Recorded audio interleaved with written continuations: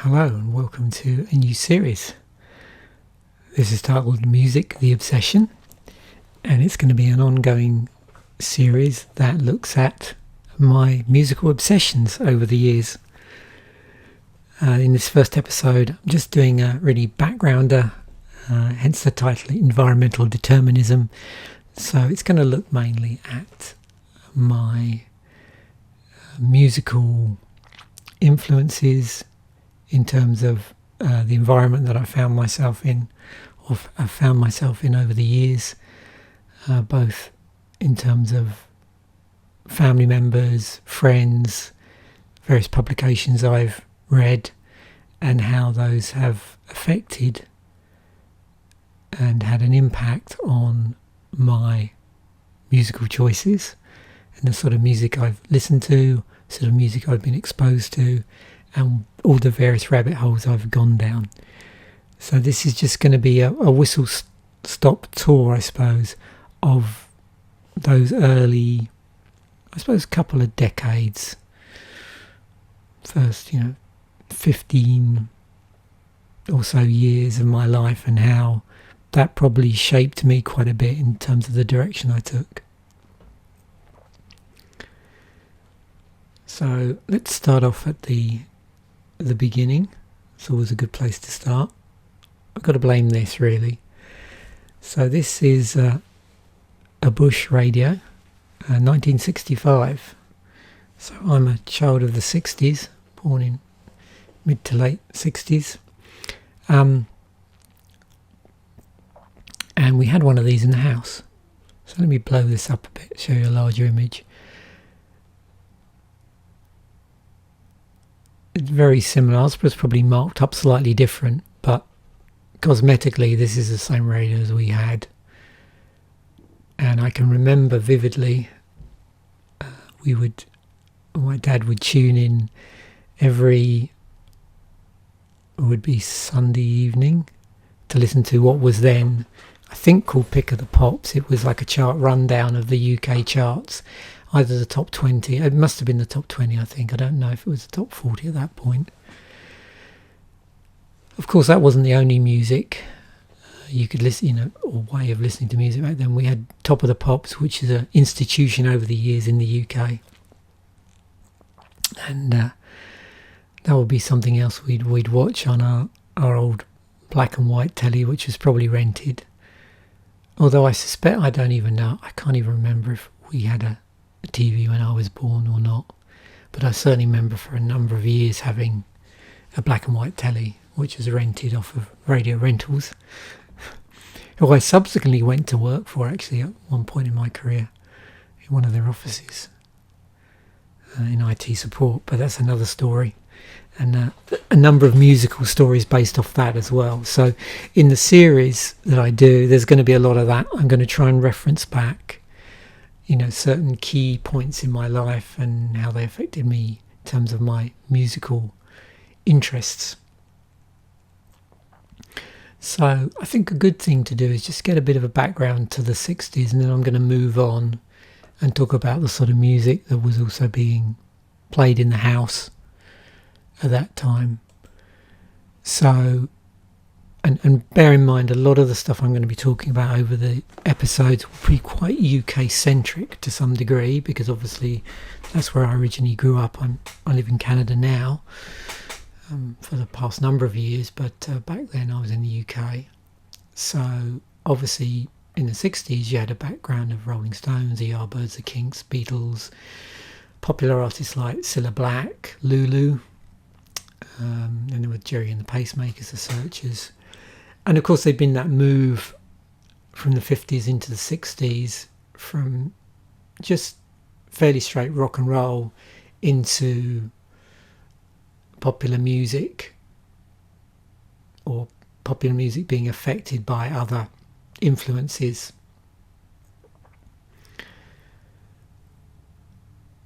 And I remember, on the TV, there'd be a number of, I suppose, music related programs. So you might see Petula Clark on there. As I've said before, certainly Lulu was a regular appearance. And there was bands like Dave Clark 5. And then, of course, the British blues boom. And interestingly enough, when a lot of people think about Fleetwood Mac, what we're talking about here is Peter Green era Fleetwood Mac, not the more modern Fleetwood Mac. So in 1967, Fleetwood Mac. And then, of course, you get to the tail end of the 60s and you've got Led Zeppelin. And all during that period, you had the Yardbirds, and Eric Clapton had been in various bands, and obviously the Rolling Stones, which I think I might have mentioned already. The Who, Cream, again, another Eric Clapton band. Pink Floyd, so formed in 1965. It's easy to forget with a lot of these bands, particularly during that psychedelia era,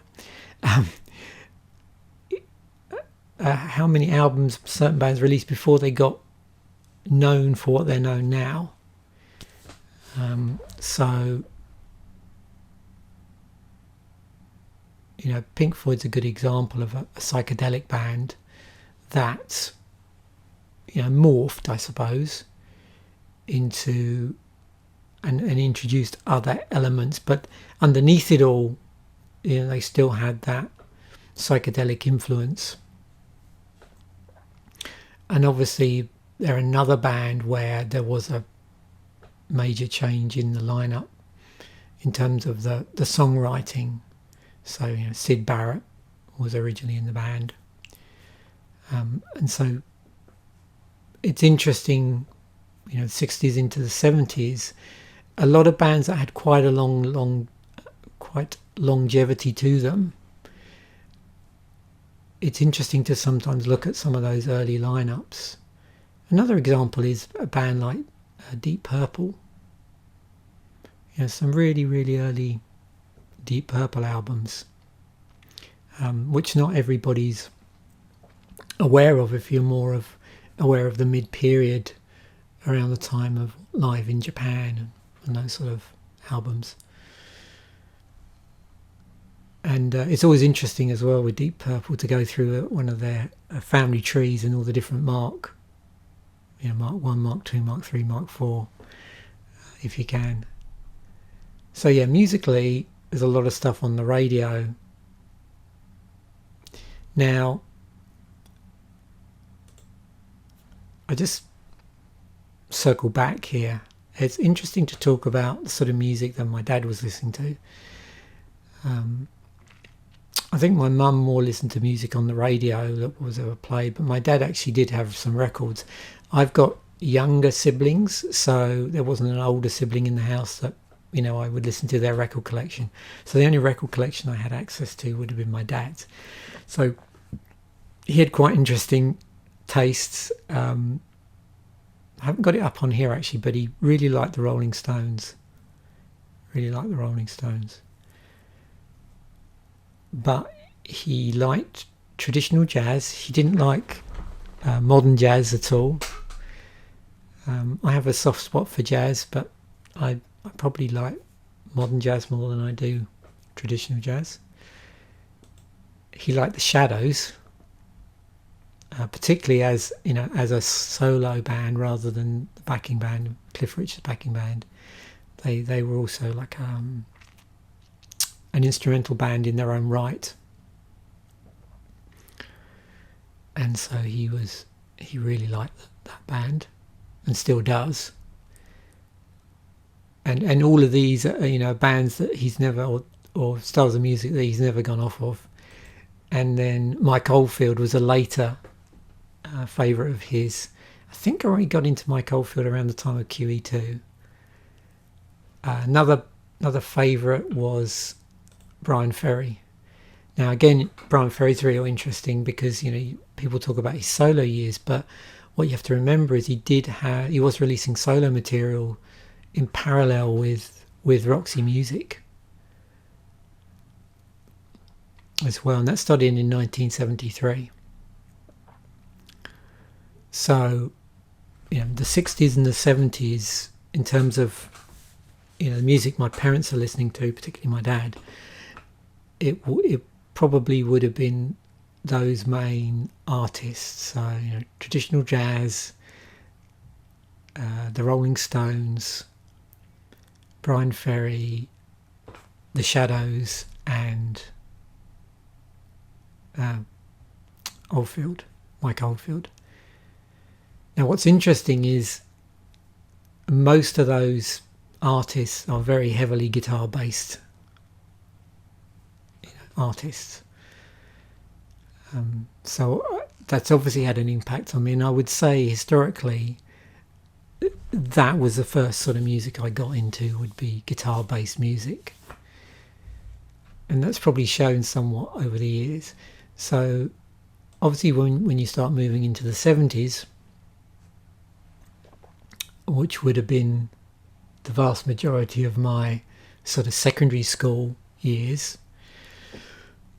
it was a really interesting time. In the UK, you had as you move through the 70s, you have this real mixture of hard rock, progressive rock, glam rock, soft rock, punk rock going on. You've also got all these socio-economic issues as well, with strikes and power cuts and all these other things going on at the time, 3-day week, and that's bound to have an influence somewhere. And things obviously like genres like art rock. So I was listening to that on the radio. At some point my dad, I think, had upgraded to a tape machine, quite a nice one, in the front room, and so I was listening to the radio on that, and a number of tapes that he had as well, like Brian Ferry and the Shadows and so on. And so again, I think most of the music I was listening to was more guitar based. Now, outside of the house, it's interesting to note the sort of things I was being exposed to. So I've sort of thought back in time and thought, I used to have a discussion with a friend of mine who was really quite obsessed as obsessed in music as I am, and we would always try and pinpoint this. Not so much ground zero, but the critical point at which we started actually buying music for ourselves. When did that first happen? So obviously that coincides with having some form of, independent purchasing power. So maybe it happened around the time of your first part-time job when you're still at school, or maybe the first time you started work, or, you had pocket money, or you were getting... you get to choose, you might ask for a certain album from a family member. I think my purchases more came from, I did have a gardening job, and I did do some work for my dad for a period of time, helping out while I was at school. So that gave me some money to spend on my own music, and we'll sort of come on to what happened there in a moment. So it's an interesting, that's the sort of background at home, stuff I was listening to on the radio. So I suppose a major tipping point for me would be around 1975. So 75, really interesting period in music. There's tons going on, lots of rock bands, prog bands, glam rock in the charts. I won't go through the whole of this Wikipedia article, but Physical Graffiti by Led Zeppelin is out. There's a lot of status quo in the charts, I don't know much. I don't remember hearing much Led Zeppelin on the radio actually. And the other thing is, although I was listening to a lot of singles on the radio, singles weren't my sort of go-to thing to purchase. Funny enough, it would have been albums. I was more interested in albums than I was singles. And like things like "Dressed to Kill" by "Dressed to Kill" by Kiss in '75. But the big... Oh yeah, that was the other thing I was going to mention actually. At some point I acquired one of these. Not this one, but the classic Dansette Tempo. Probably most people in the UK at some point had one of these. I think I acquired it from a family member, like my gran or something. And we had a record player in the house, like I said, and we also had a tape machine, but it was nice to have my own record player.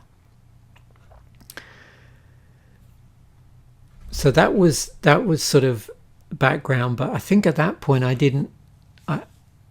hadn't started buying albums. That came a lot later. I mean, in terms of albums, I mean vinyl, LPs, whatever you want to call them. My first purchases, my physical purchases of music would be cassettes, because my dad's cassette player was such a good quality cassette player. I'd rather buy cassettes than I would buy stuff to play on this. So the other thing which I'll come to is, in terms of which I think we all get, is what do we hear around friends' house?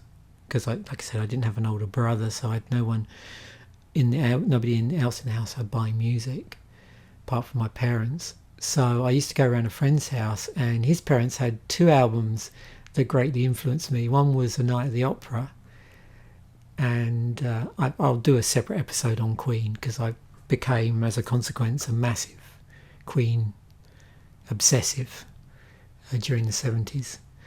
And this one, 10cc's original soundtrack, where I'd sort of also introduced the concept of this mini operetta.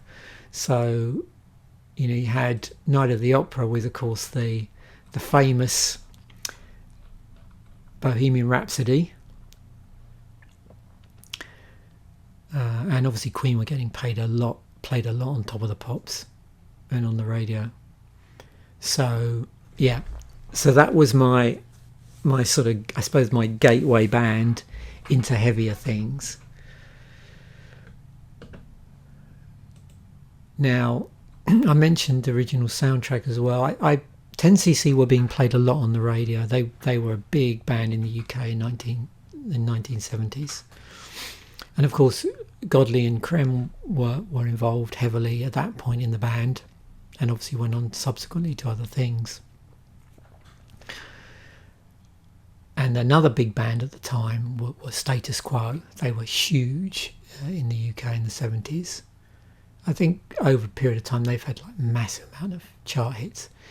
And then other things I'd listened to around friend's house. Funny enough, this was way back from 72, but one of my friends had a copy of Made in Japan, and I remember every time we go down around there, we'd be listening to this. This was a different friend, and I think that was his only album he had, was Made in Japan by Deep Purple, and we just listened to that incessantly every time I was around there.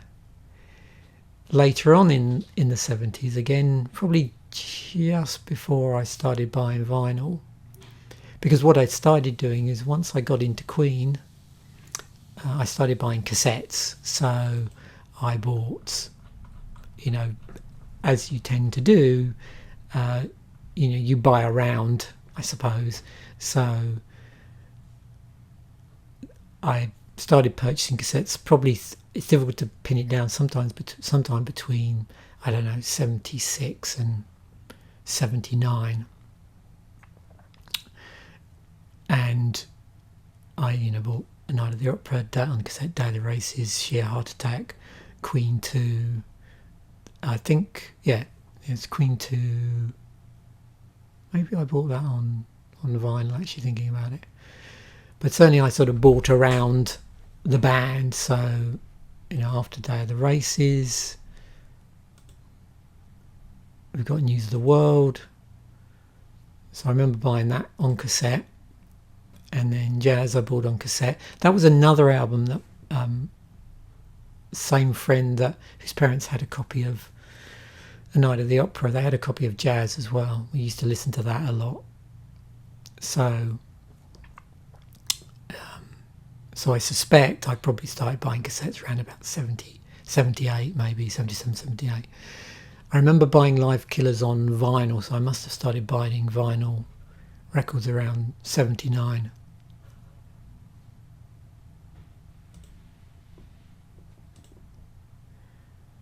Now, in the mid to late 70s, another group of friends introduced me to Rush 2112, Queen 2 as well, because I didn't at that point have a copy of that album, and particularly Ogre Battle. We used to just play and play and play. I'm sure their copy of Queen 2, that track, was just probably destroyed, and they also had a copy of Destroyer as well, which I think subsequently I bought off of them, but I only really liked it for Detroit Rock City. So that would have been mid to late 70s. Now this was a super pivotal year for me, 79.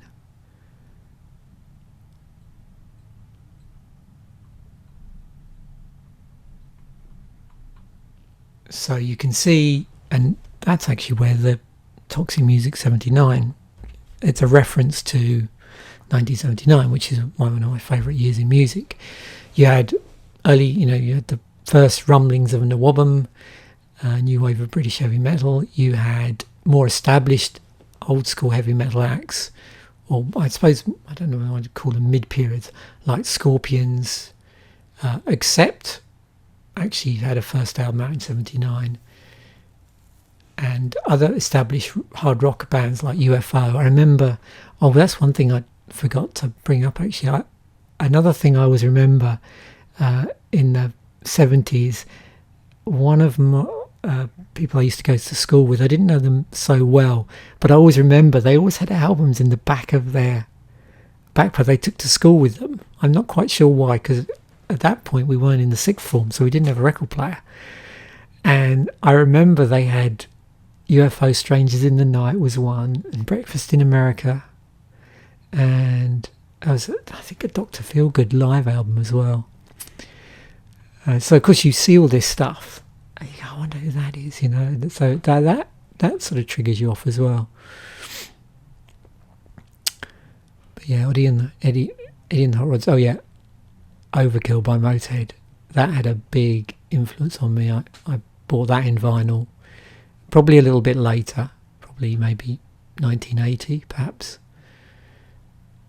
But just scrolling down this, you can see, we've got Dubai Army. I didn't get into Gary Newman at that point.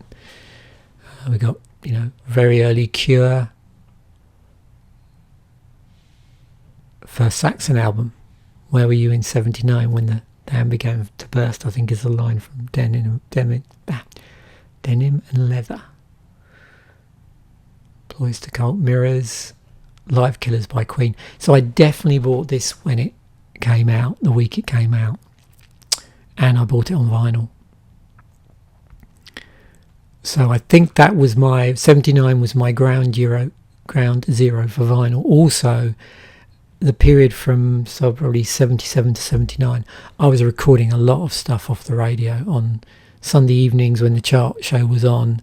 I'd be recording like Thin Lizzy and The Cars, anything that was basically played at that time. Now, where it got super interesting for me, for instance, did you know that the 3 EP by U2 was out in 79? So U2 were kicking around for quite a while. We had Boomtown Rats, Fine Art of Surfacing, all these amazing albums. You know, there was the whole the Woman thing just about to take off. There was new wave, tail end of punk, and obviously leading into post-punk. Soundhouse tapes by Iron Maiden. Now, what was interesting in that sort of period from 79 into 80 is there were a lot of EPs and vinyl singles out by metal bands or new wave British heavy metal bands, but there wasn't a ton of albums out, you know, relatively speaking. And so I found that I was buying a lot of probably US stuff, so bands like either European bands like Crocus or US bands, the name escapes me now, but also obviously I was, you know, getting into Rush and Kiss and bands like that. So some of my early vinyl, because there were no albums at that point out by Woburn bands, I would buy albums by bands like, you know, Blackfoot or Southern rock bands and that sort of thing as a sort of stopgap.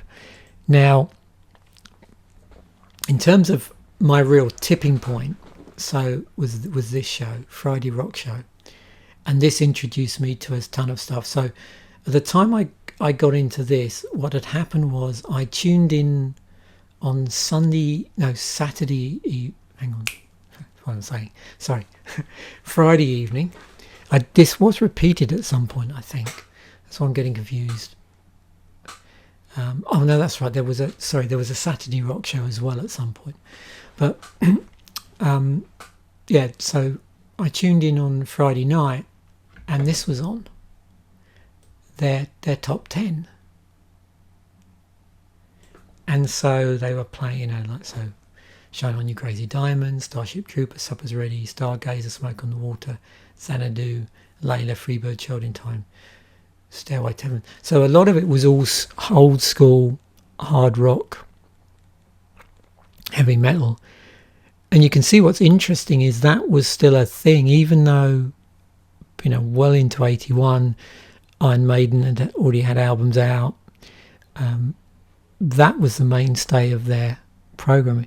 That was their most popular stuff. But Tommy Vance would always feature new bands, mainly in the form of sessions that they would do. So you would hear, you know, early Def Leppard sessions, early Iron Maiden sessions, and that whole Nawubum thing from that period, from 79. So it started in November 78. I tuned in around November 79, and I was just hooked. Like, I would start recording all these sessions. They'd have stuff on there like bands like later on, like bands like Trust, who are like a French political heavy metal band. Obviously they'd play AC/DC, who I was familiar with. Funny story, I sort of, my main gateway into AC/DC, I suppose, apart from hearing them on the radio, was when I walked back from one of my friends' house, the friends that exposed me to 2112 and early Queen and Kiss, was this guy would be playing AC/DC albums in his front room, and I'd go by and, you know, he'd be, I'm sure I've heard that before, and then I'd hear a track that I'd recognise and think, oh yeah, you know, that's off of whatever, and that's High Voltage or Highway to Hell, or I'm trying to think of Let There Be Rock. That would be the one. Let There Be Rock would be playing. So that as well, that was another sort of environmental source, was just walking through this, it was like it wasn't really a housing estate, it was like a row of old houses, almost in the middle of nowhere, because I lived up on near a forest area at the time, and I'd be walking quite a long walk between my friend's house and my house, and I'd be exposed to AC/DC coming blaring out through someone's front room, which is funny. So the whole, you know, first wave, 79 to 81, that probably had the biggest effect on me. the other thing that was going on is I remember in the UK we have this store that's no longer now called Woolworth, and they always had like, they would sell records. Woolworth and the drugstore Boots would sell records. That was, I think, W.H. Smith, which was a stationers and stuff where you bought magazines and various other things. I think they sold albums as well. And then we'd have record stores. There were 2 record stores in the nearest town to where I lived. So there was probably about 5 or 6 places you could buy albums at that point. And I remember going through past Smith's and seeing this amazing album cover, Motorhead Bomber. And so that would have been, like again around that time when I was sort of tuning into the Friday Night Rock show.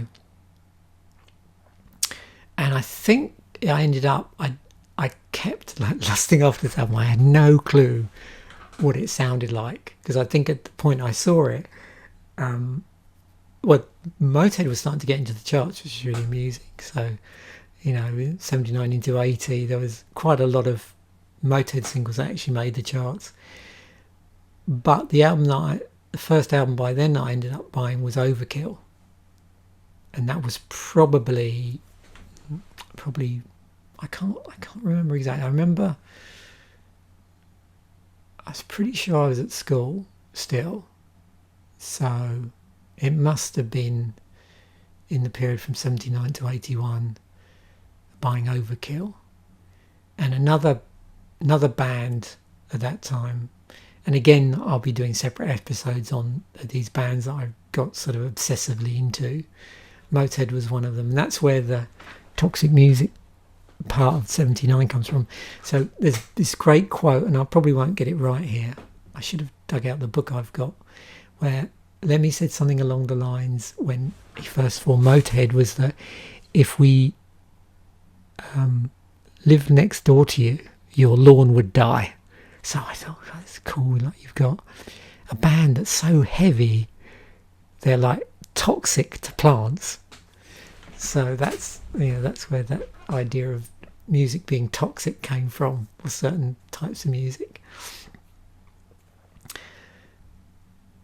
So yeah, Overkill, because at one point I remember us having Overkill in the house, because we get into 79 and obviously my brothers were starting to buy albums and they had their favourite bands, and there was a bit of overlap, but we had this agreement now certain bands would be our band.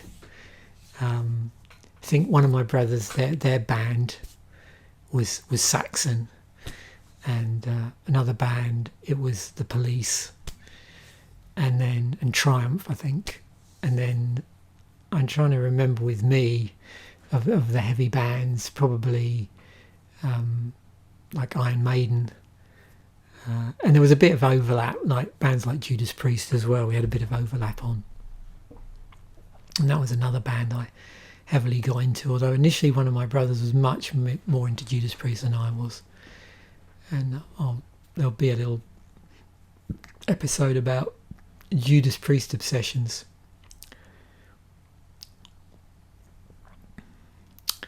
So other things that influenced me in that respect in music, I was buying Sounds, the music paper. So they had like heavy exposure to punk, oi, Nawubum, heavy metal, and I would buy the odd Melody Maker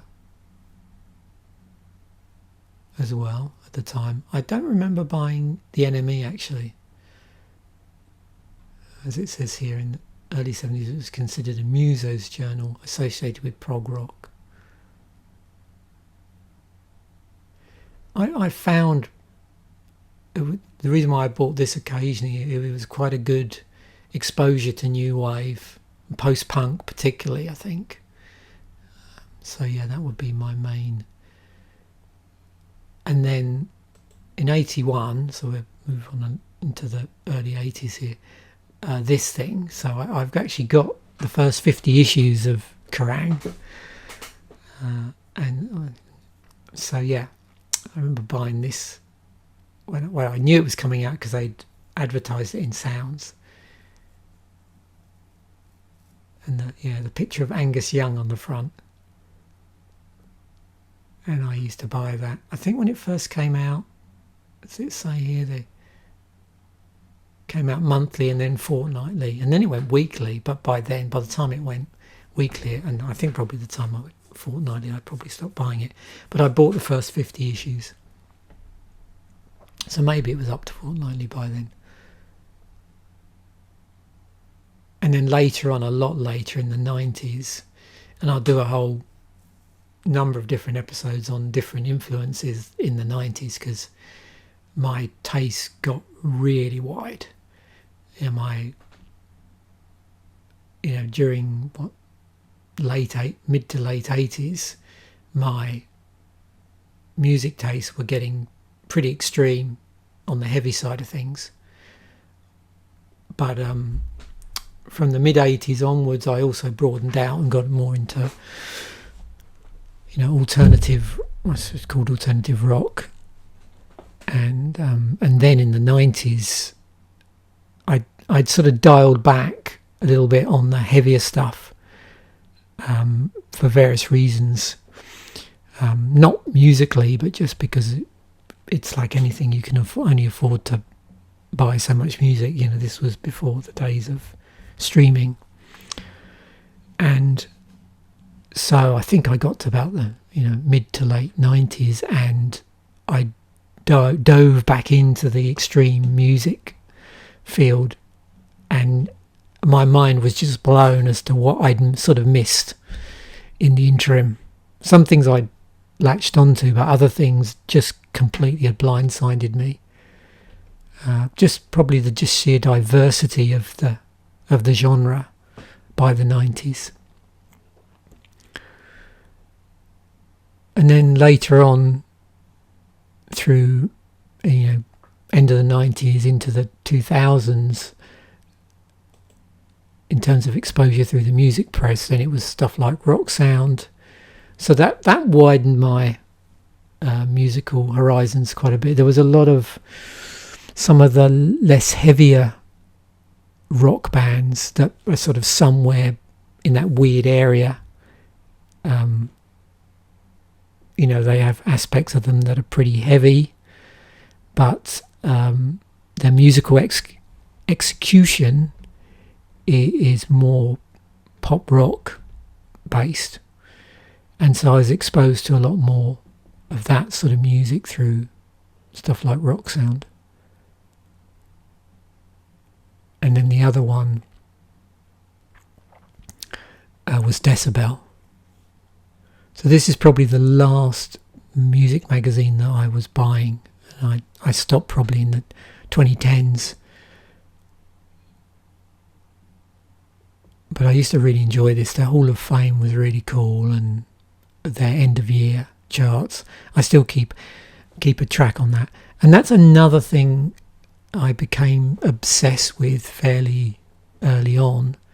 So I think most people who get into music seriously is lists, and this in particular, now we're in because of course the other thing that's developed since I've been listening to music is the whole computer and internet thing.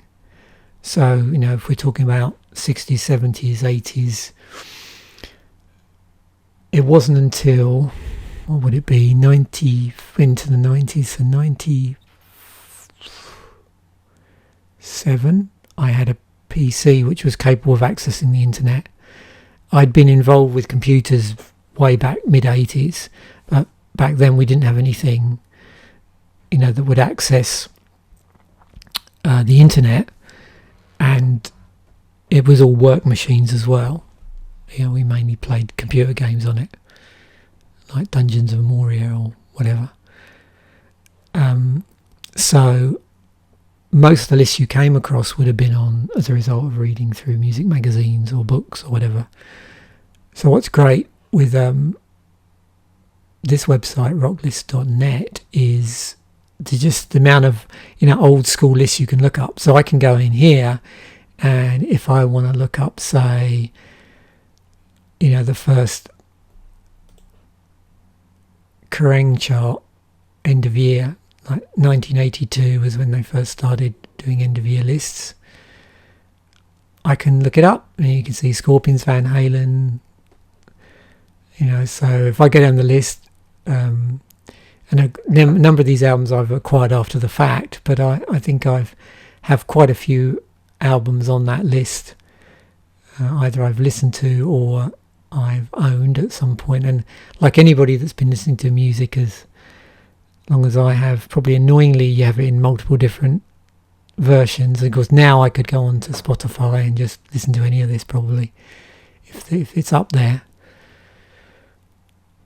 But yeah, I was a big Scorpions fan. I went down to Van Halen, Hole, Rush, Kiss later on probably, Iron Maiden, Judas Priest, Rainbow.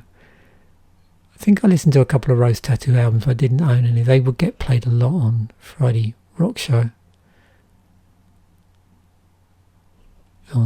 Except I saw live in 80. So put it this way, there's tons of stuff I'm going to be talking about on these episodes. So if you just like stories about music and you're interested in how people sort of end up going down particular rabbit holes, that's what this series is going to be about. So I think I'm going to stop there. I'm hoping that the episodes are going to be full clocking around the sort of 40 minutes to an hour. They may be slightly shorter. They may be slightly longer. Just in the comments section if you want to have any comments about bands that you've had obsessions with. If they match up with an interesting story I can tell, then certainly I would think about having an episode about that band. I want to try and make sure I'm not just referring to lists of bands that I've never listened to. What I'd like to do is obviously try and tie it in with a life story somewhere, because I think those are sometimes the more interesting stories. Obviously, a number of bands I'm going to highlight have been initially as a result of me looking at a list, but then I've gone and extensively covered that band. The other interesting thing I'll have to do an episode on is making up genres. I used to have a game where I'd make up a genre, and this would be an internet era, and then I'd go and look up and see if the genre existed, and that's how I discovered Nintendo Core, because I got obsessed just after I was big into melodic death metal, and that played itself out, and then you had deathcore. I obviously became aware of people just sticking core on the end of stuff, so metalcore or all that sort of stuff. So I started thinking, I wonder if there's genres like Nintendo Core. So I look at it, there's Nintendo Core. And then I did things like, all these subgenres of metal. So I thought, I wonder if there's circus metal. And sure enough, there's circus metal. I think there's a band called Three Ring Circus. So that can just thinking up, pretend, which you think are pretend genres, and then Googling them on the internet. It's amazing what you can find out. So I'm gonna wrap up the episode here, and once again, thanks for watching, and bye for now.